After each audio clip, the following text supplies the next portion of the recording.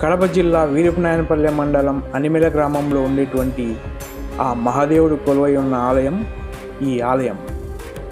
ఇక్కడ నీవు అనుకునేంత మాత్రాన ఆ దేవుని చేరుకోలేవు. ఆ మహాదేవుని ఆజ్ఞ కలిగి ఉండాలంటే ఇక్కడికి వెళ్ళగలవు.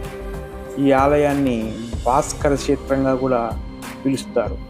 ఇక్కడ పావని పాపాగ్ని నదుల సంగమం వలన ఈ క్షేత్రానికి సంగమేశ్వరం అని పేరు వచ్చింది. ఈ ఆలయంలో ధ్వజస్తంభంపై ఒక లోహపు చిలుక ఉంటుంది. ఆ లోహపు చిలుక నదిలో ఉన్న నీరు ఆ చిలుకను తాకగానే ఈ చిలుక ఎగిరిపోతుందని బ్రహ్మంగారు కాలజ్ఞానంలో రాశారు అని ఇక్కడ ప్రజల నానుడి. ఈ వీడియో నచ్చితే లైక్ చేయండి, షేర్ చేయండి, సబ్స్క్రైబ్ చేయండి, కామెంట్ చేయండి. Thank you friends.